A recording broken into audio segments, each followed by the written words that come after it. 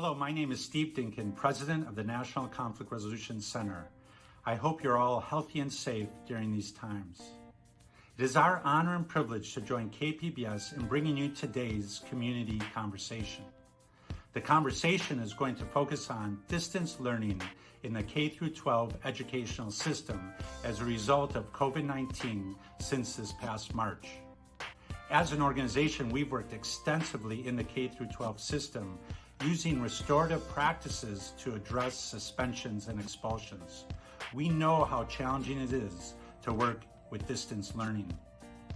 Well, during today's panel discussion, you'll have an opportunity to submit comments and to raise questions during the discussion.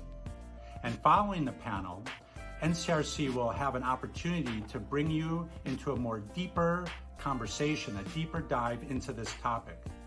More about that will be discussed during the panel. So at this point, I'd like to pass you over to our partner, KPBS, and General Manager, Tom Carlo. Thank you.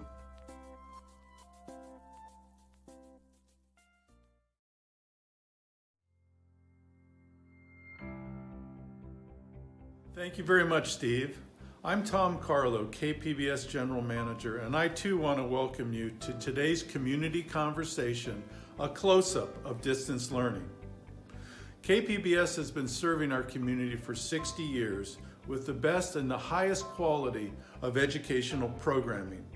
So when COVID-19 struck us all and schools were closed and children had to learn at home, we wanted to do our part.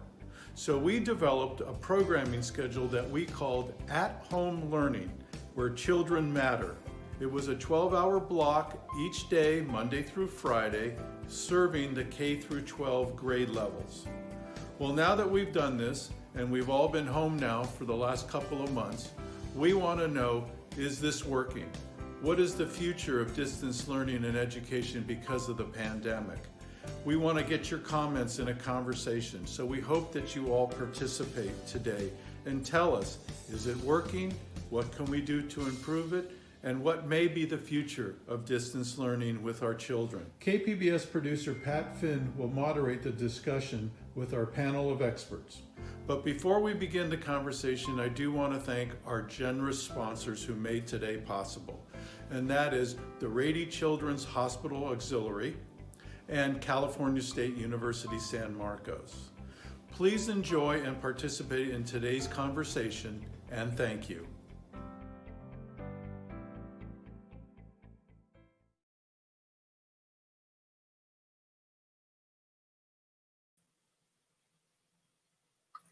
Thank you, Tom, and good afternoon to everybody. I'm Pat Finn, and I'd like to welcome you to the Community Conversation on Distance Learning, a project of KPBS and the National Conflict Resolution Center.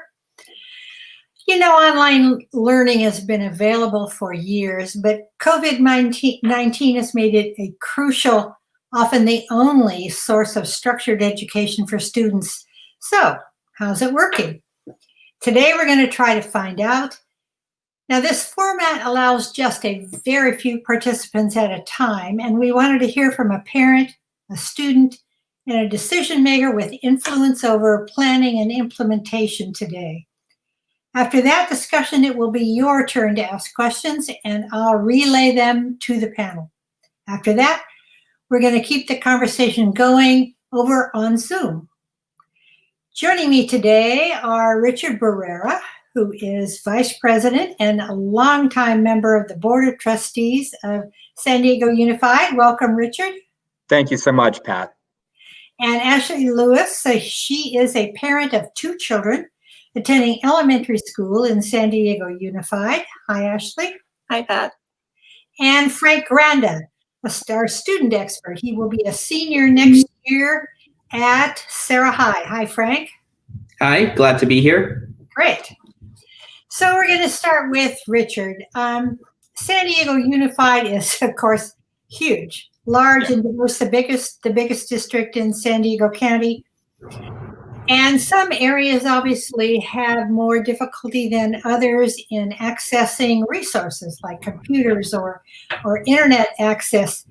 So first, how did the district approach distance learning with all these variables you had to deal with. And what were the goals and how are they communicated to students and parents? Yeah, thank you, Pat. And that is an important question. Our district serves about 105,000 students, pre-kindergarten through 12th grade. And by the way, I should begin by saying congratulations to the class of 2020. Today is graduation day for our seniors, and it's a very different kind of graduation day than any of us had anticipated. But we know that the students and the staff at the schools have really jumped in to try to make this a celebration today. So big day for a class that's been through so much. But yeah, so we've got 105,000 students pre-K through 12, and we of course cover most of the geography of the city of San Diego.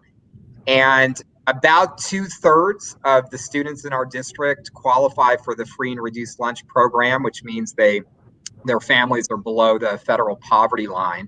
About 1/4 of our students are English learners.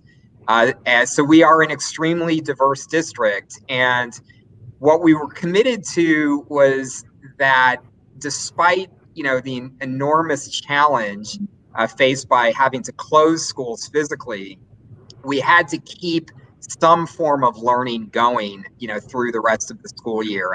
And I would say, Pat, that we definitely have approached this first thinking about the needs of our most vulnerable students. And we know that we couldn't simply, spend 3 months shutting down with no learning options available. So the conversion to distance learning was something that had to be done quickly and at a scale that I think nobody could have ever anticipated. I mean, this is the largest, adaptive challenge that public schools in the United States really have gone through, and maybe ever, certainly in our lifetimes. So we had to recognize that, first of all, in order for all of our students to participate in distance learning, students had to have access to computers with the internet at home. That was a big challenge, and we ended up distributing over 50,000 computers to our students. So over half of our students picked up a computer, and then we had to work with the cable companies, other entities, to make sure that the students had access to the internet at home. And that has been a challenge, but I think we've largely succeeded in that, because we know that nearly 100% of our students have logged on to their virtual classrooms. Well, that's amazing. That's quite a feat, I would say. It was an incredible challenge that, I give so much credit to, our leadership at the district, but also to our people in the school sites, because they had to track down students. They had to, identify individual solutions to get internet access, for many students. So our goal has been to provide, as much learning as possible in a very difficult situation. And we'll talk about, what our experience has been to this point. But I would just say, it's very clear that distance learning is not a viable option for really the majority of students in our district, that we have to figure out how to get our students back on campus. We are very concerned about learning loss that's been taking place. And we're frankly as concerned about the social and emotional issues that our students are experiencing. The sub-district that I represent, which is part of the southern part of the district, we're seeing the stress on families. These are the parents who work in the hotels and work in the restaurants and work as home care providers and have lost jobs, have lost hours. And that experience that students, are going through right now is something that will take a lot of social emotional support when we're able to bring our students back. So, well, I think that must be very true. And that brings up a whole new area of childcare, etc. So, Ashley, since you are at home and you are dealing with this, can you first of all, describe your setup to us? What are you doing? What are your kids doing? How many? What grade? Well, it's been interesting. So I have two kids, both in elementary school. I have a third grader and a first grader. And our setup, it's pretty tight. We have 5 people living in a 1,200 square foot house, and both me and my husband are working from home. And so we don't really have like designated desks for the kids. It's more that they have one table in the corner of the kitchen that has all of their school stuff on it, their math books and their computers and their fraction strips and everything else. And when it's time for schoolwork, they get their stuff and they go sit at the kitchen table, or they sit on the couch, or they lay on the floor in their bedroom, or they don't really have a designated study space, but I think they kind of prefer that. So, I mean, it works okay.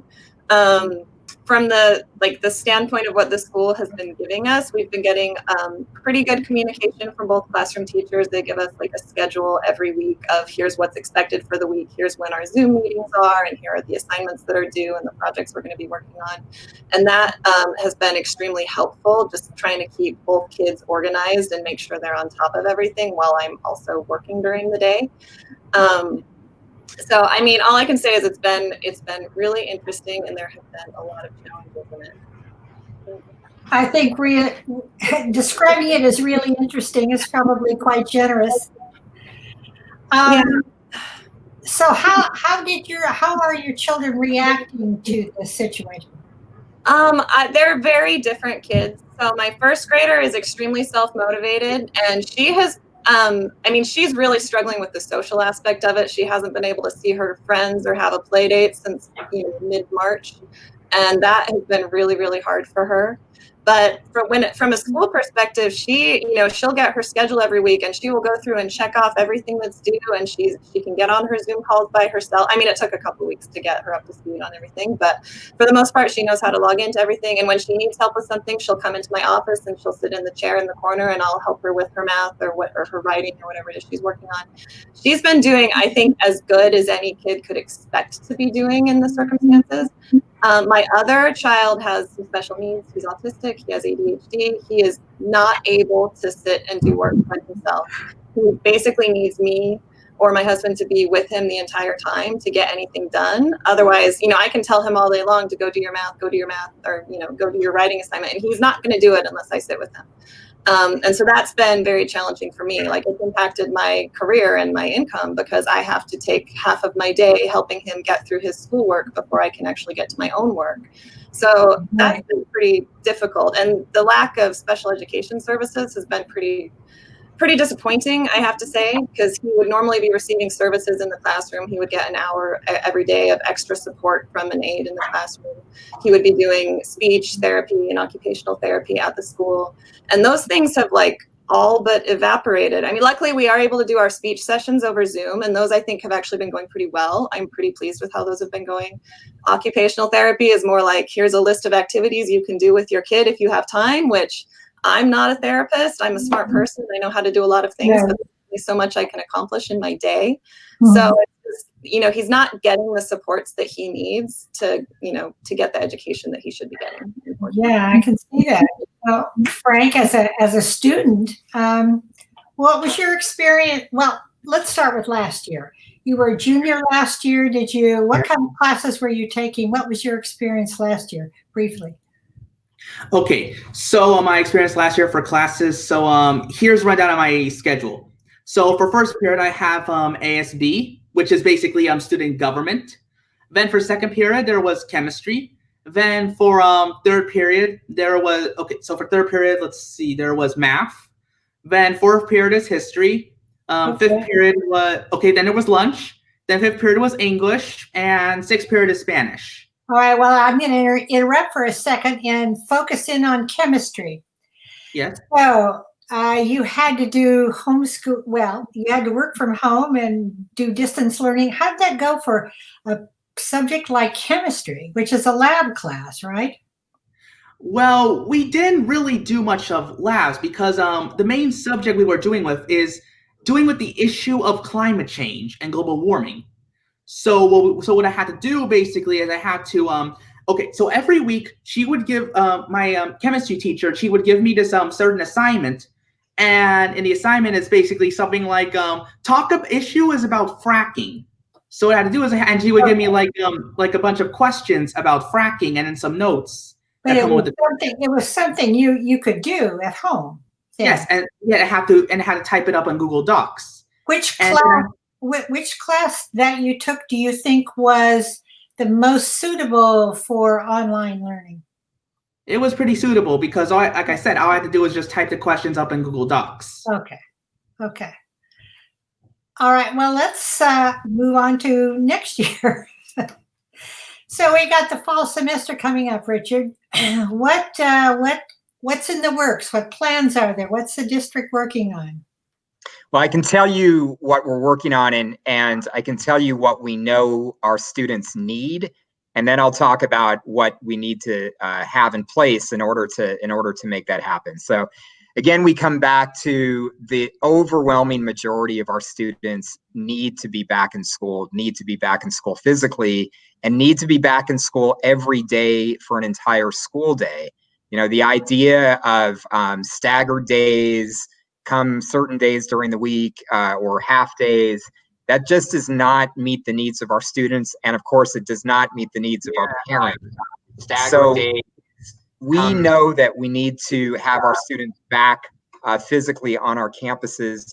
And we also know that we have to maintain a distance learning option for students who may have underlying health conditions, or there may be somebody in the family that has underlying conditions. We'll have members of our staff that also have underlying conditions, or somebody in the family. And so we know we've got to maintain a capacity for distance learning for those students who need it. But that distance learning option has to be, frankly, much more of a high quality option than what has happened over the last 3 months. We do have some long-standing distance learning schools in our district. Mount Everest Academy is an independent study school. iHigh was established about 10 years ago to work with students online. So we do have really excellent options that we're going to need to expand and make available to more students, because we anticipate that there will be, a certain percentage of students that don't come back. But to get our students physically back on campus, of course, we need to do that in a way that keeps students and staff members safe and stays within the public health guidelines. And so that means everything from retrofitting our schools so that our students are able to stay 6 feet apart, so that students can stay on a part of the campus where you've got small groups of students who are isolated, frankly, from other small groups of students. It means a nurse in every school. It means a counselor in every school. I strongly believe that we have to have social workers in place in many of our schools to help our families navigate the economic stress. This all is extremely expensive, I would imagine. Extremely expensive. We estimate that the additional costs are roughly 20 to 30% on top of what a normal school year looks like. And of course, Pat, I will never pass up the opportunity to remind us all that California has underfunded public education for over 40 years. Right. So we're starting from a place of underfunding schools. And now, in order to open our schools and keep people safe, we've got to have those additional resources. We need the state budget to not include cuts to schools. And the legislature has responded to the governor's budget by restoring the cuts that he had proposed. But we also need the federal government to step up in a big way and provide a stimulus package that allows schools to safely reopen. And we need them to do that quickly. Yes, right, because September is upon us. Yes. So, Ashley, what changes or adjustments would you like to see? What would make your life easier? What's missing that you think can be, unmute yourself. Ashley, there you go.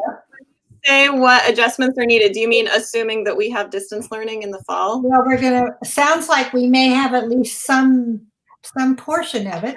Yeah, I mean, I think the first thing I would want to see is that we've definitely noticed just with the different classroom teachers that we have in our family, and then talking to my friends in the school and other parents I know, there is a huge degree of variability between different teachers and different schools and what different people are doing. The technology learning curve has been so huge for some of the teachers who just absolutely had no experience with any of the platforms they were expected to start using. I mean, the whole being a good teacher at a distance is a completely different skill than being a good teacher in a classroom.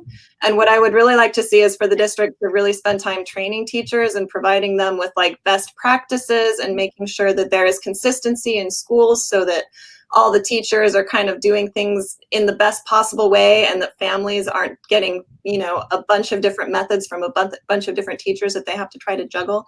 I think that would be extremely helpful. I think I know every parent has a different opinion, but I would have liked to see more actual teaching from teachers. It feels very much like it's on the parents to help their children with everything and to help them learn all the new information. I mean, my kids were getting like 3 to 4 Zoom calls a day with their classes, or not a day, per week, 3 to 4 calls per week for maybe 45 minutes at a time. But I mean, when a teacher's talking to 24 kids on a Zoom call, you can only have so much meaningful interaction. Like, I think there really needs to be small group virtual calls like that so that kids can have more time to talk and interact with each other. And it's not just a one-way receipt of information, because at that point they might as well just be watching a video or something. Right. You know, there could be a lot more done with the communication virtually that way. And I really think that you absolutely have to provide the IEP services in person. Like, I just don't think you can provide special education services at a distance. It doesn't work. What are IEP? What are those? So students who receive special ed services have something called an IEP, which is an individualized education plan. Oh, okay. But anyone who's getting any of those services are mandated by federal law. It's not like they're an optional nice to have thing. Our kids are entitled to these services and they need to be getting them, or they're going to be falling further and further behind even compared to their general education peers. So I personally don't see why we can't have the schools open, at least if for no other reason. If the only people on campus are just the kids who need to get those special ed services, they could socially distance just fine. You know, I think we have to provide that in person. Okay. Frank, you're up next. If next year, your senior year, you had a significant amount of distance learning involved, what changes would you like to see? What would make your academic life easier or more rewarding? Let's put it that way. Okay, so if we're going to follow distance learning all the way to next year, we have to make sure that at least we have better connection. Because you see, the thing is that every time I try entering a Zoom class, for some reason, every single time, it would always, you know, like there'll be some weird glitch or something, like some weird bug. Like sometimes I can't hear what the person is saying. Sometimes the voice is mute. Sometimes you see it would buffer. Sometimes the Zoom would crash, and then someone would go into a Zoom bomb, like where they just show inappropriate content. I have some experience with that, but I wish not to share because it's best left let's say it's a bit inappropriate for this type of conversation. And what I also believe is we also need like better timing, you know, for teachers, because I haven't really visited my Spanish teacher for about, I don't know, like 3 months because I have to access my English teacher. And so you have like this weird mishmash where you see distance learning works, but something's off. Like it's just. Well, it sounds like what's happening is that there really isn't, as far as you're concerned, an actual schedule. You can talk with your Spanish teacher at this hour and your English teacher at this hour. Is that what you're trying to say? That's what I'm basically trying to say. Yeah. Interesting. Well, Richard, do you think that's something that can be fixed or? Well, yeah. And Pat, again, I just really want to emphasize that we cannot go forward with another year of distance learning for all or most students. That just simply does not work. So our plan has to include bringing students back physically in a way that is safe for them and for staff. And Ashley is absolutely right that we need IEP services to be done at school. But it's so many students. It's our young students. It's our students in high poverty situations. It's our homeless students. I mean, we can go through, it's really the overwhelming majority of students in our district that need to be back in school. And then the distance learning option that is available has to be high quality by teachers who are highly trained as distance learning professionals. So, you know, again, I give great credit to our teachers who all jumped in, most of whom didn't have a lot of experience with distance learning and, you know, participated in the training and have done their best. But we can't continue with an expectation that distance learning will be done by teachers who don't have the training to do it.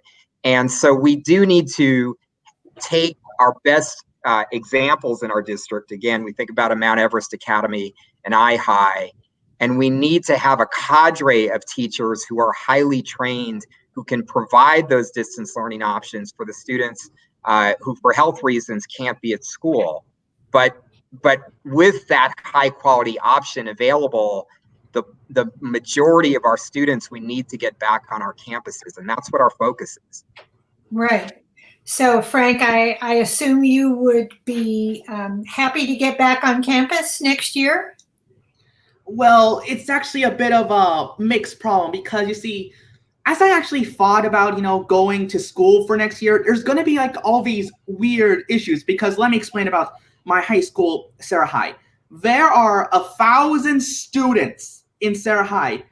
And the thing is that you have to make sure that everyone's social distancing, which is hard because during passing period, it's just swarms of crowds just going in.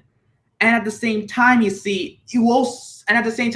to make sure about the bathrooms. The bathrooms are pretty dirty, like very often. Because how are you going to sanitize all the bathrooms at once, every single day? Make sure that there's enough soap. True. How are you going to make sure that there is, there's enough soap? But make sure that the walls are not covered in yellow.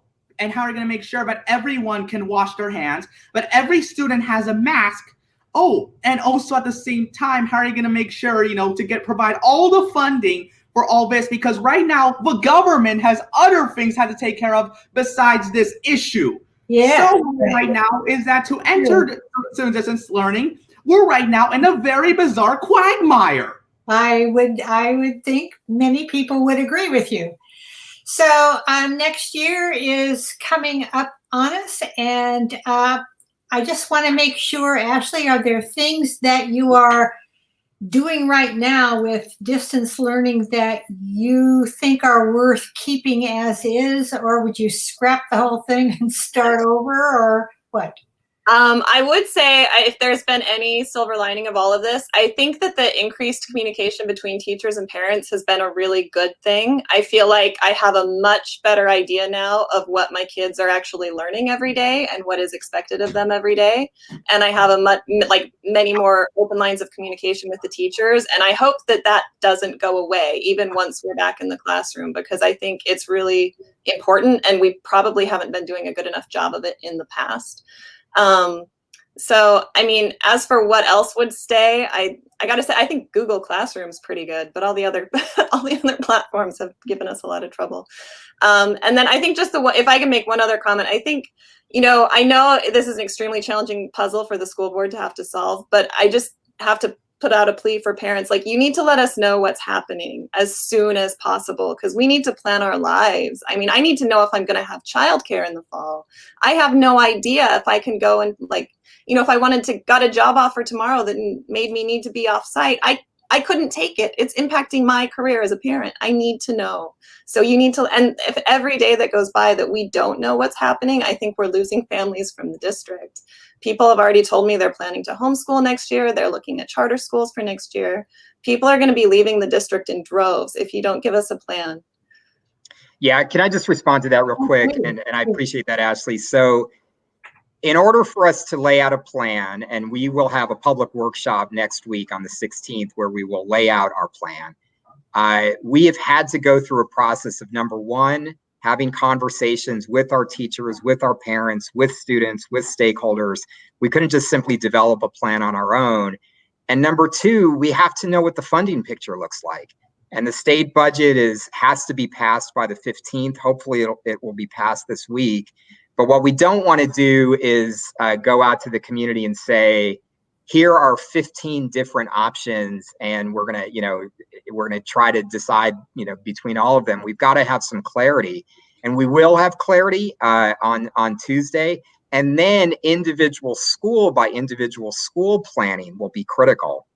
And we can have a sort of a basic framework for what we want to see in the district, but how that's implemented at different schools has to also require a lot of communication. And so the goal is that we get clarity next week about what we want to do across the district. And then that frees up the principals to be working with stakeholders, parents, teachers, staff members in the community to get that plan clarified for the fall. But you need to have clarity, and we agree, and we'll be ready to provide it in a week. Well, it's interesting listening to all of you. It seems to me that what we're in the midst of right now is a time to re-examine the whole public education system and how it works and what we offer. And even though it's been forced by the pandemic, is this kind of what's going on, you think, Richard, or no? Well, I'm always a little skeptical of, this idea that we're going to somehow change the entire education system. I mean, look, we're very clear about the strategies that work to, for instance, dramatically reduce the achievement gap and to get students graduating eventually, like our seniors will today, prepared, to go on in the world. We know what the strategies are that are most effective. We fight all the time for the resources that public schools deserve to make sure that we have those strategies. We can always learn from every situation, and we will, have a better distance learning option for students going forward. Well, hopefully this is a wake-up call to the entire community about the need for broader internet access, with all of our families. But the idea that we're simply going to scrap, public schools, as they've existed and come up with some new theory, that's very dangerous. And frankly, we've heard a lot of that also for several decades. And most of those theories just simply aren't effective at educating kids. So we need to focus on what works, build from that, and we will make our schools better going forward. But what I hope, this does as a wake-up call is help Californians realize that we can't just simply go forward as another generation and underfund our schools. We need to provide our schools with the resources that they need. And when we do that, we see results. Frankly, we see results while we're underfunded. We're going to see amazing results in our schools if schools get the resources that they need. Okay, well, thank you. So I see the little banner says, coming up, the panel will answer audience questions. I already have a couple of them. I'm going to start with, I have to lean over here and look, from Tom, who wants to know, can we realign facility bond spending? Do we really need sports complexes and district administrative offices over safety and security? And I guess that's one for you, Richard. Well, first of all, I totally disagree with the premise of that question. We've had a bond measure in place, 3 different bond measures in the last 12 years that the voters have provided.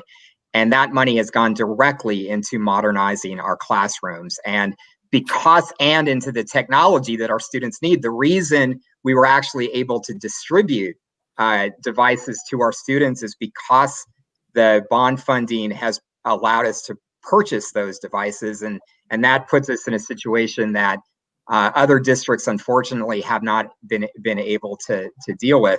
So there is a place for funding from the bond measure in the reconstitution of our schools physically.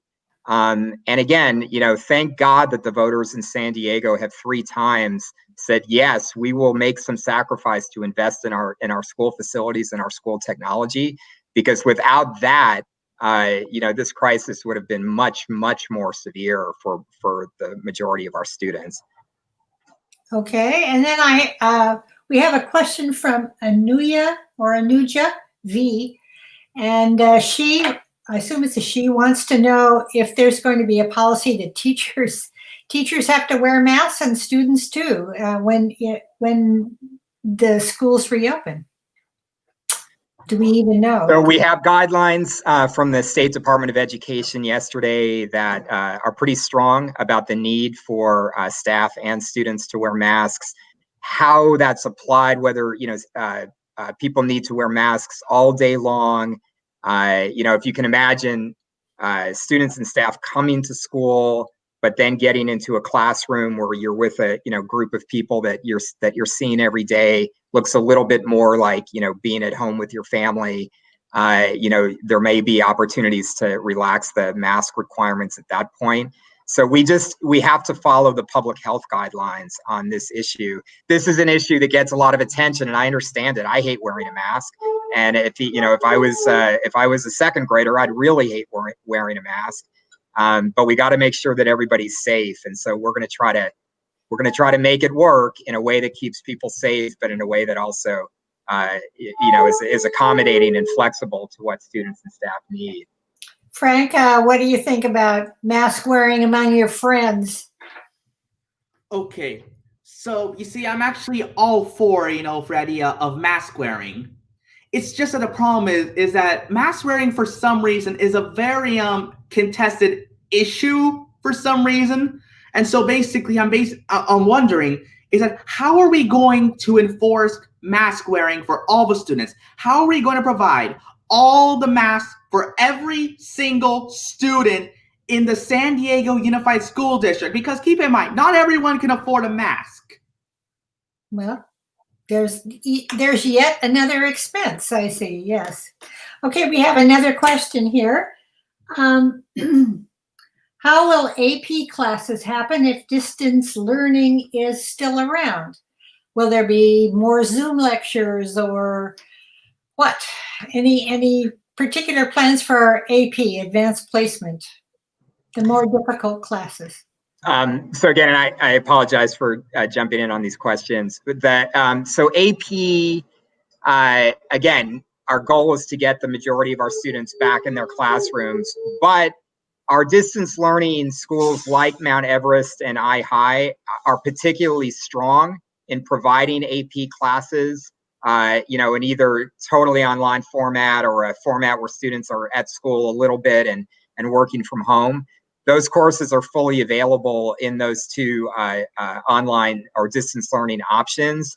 And yeah, we will absolutely make sure that students have access to AP. There's also the question of what the College Board does and what AP tests look like. Obviously, they were dramatically changed for this year. And so we don't know whether the College Board intends to go back to, sort of the typical 3-hour sit in a classroom, take a test format or an online format like they did this year.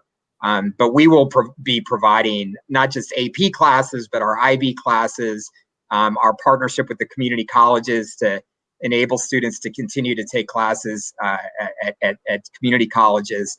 We are not going to reduce our curriculum in any way. Ashley, have you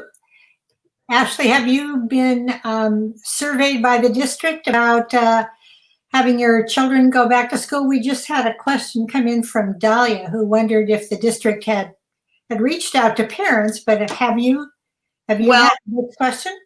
I know that our school principal sent out a survey asking, which he would normally do that every year anyway, because they have to find out who's coming back the next year. But I don't know how reliable those answers are right now if we don't know what school is going to look like next year. So what I would really like to see is for the school district to do a survey about what our experience has been like as families and how we can make distance learning better if we do have to keep doing it. Yeah, and you said that you really need to know, you really need a plan. I mean, I assume you would like it tomorrow, but Yes. Realistically, when do you think you really need, when's the drop-off date? When do you really need to know? I mean, I think I have to say I am deeply invested in the public education system. Like, I don't want to jump ship. I am on the board of our PTA. I volunteer hundreds of hours a year at my kids' school. I care very much about the neighborhood schools, and I feel like if all of the privileged families that can afford to homeschool or hire a nanny to be a tutor or something, if all of those families abandon our public school system, then it's just going to get that much worse and there's going to be that much less funding. So I feel like I'm in it for the long haul, but at the same time, it is having an impact on my career. And I know there are a lot of families that are not as fortunate as I am that can't keep waiting and they need to figure something out, you know? I've had an interesting question come in from Stefani, who wants to know how an informal educator can support distance learning.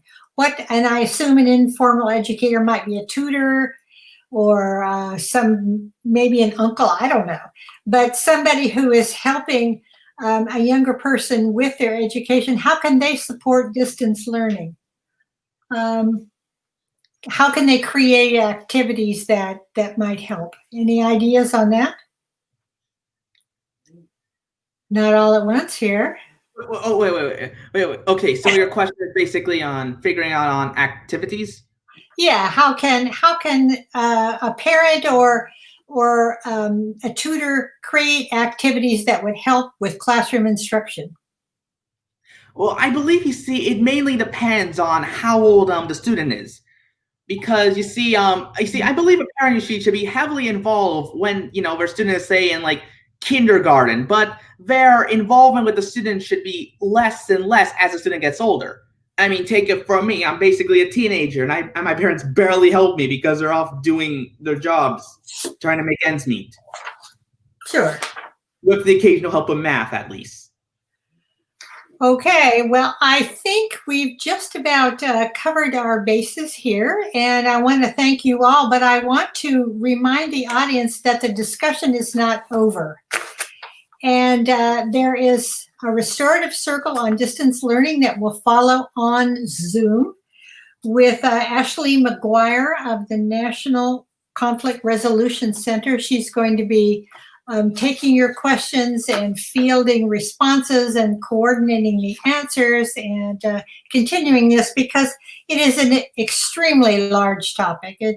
It covers, of course, everything from kindergarten to universities now, and it's something that is going to be around, hopefully, in smaller measure next year, but it will still be around. So thank you all to the panel, Richard Barrera, Ashley Lewis, Frank Granda, thank you very much, but stay right there because we will now switch over to Zoom, I hope. Thanks.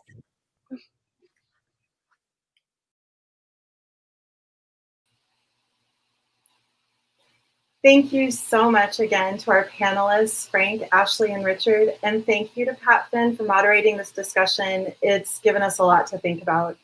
And as Pat said, the conversation isn't over. Each of us has our own connection to this topic, and we benefit as a community when all voices can be part of this conversation. Did something surprise you in the panel today? Did you hear something that felt similar to your own experience or resonated with you in some way? Or perhaps you have a unique perspective that the community would benefit from hearing. I'd like to invite you into the second part of the event today, where you can share your thoughts, reflections, and personal perspectives on distance learning. Join me and a wonderful team of facilitators from the National Conflict Resolution Center in a Zoom gathering by clicking the bit.ly link in the comment box below. You can also type it into your browser. The address is bit.ly/KPBS_NCRC. Your voice, your experience, and your wisdom matters, and you're invited to continue the conversation by clicking that link in the comment box below. Since comments are flowing, if you don't see the link, just let us know. We'll repost again. I'll see you there.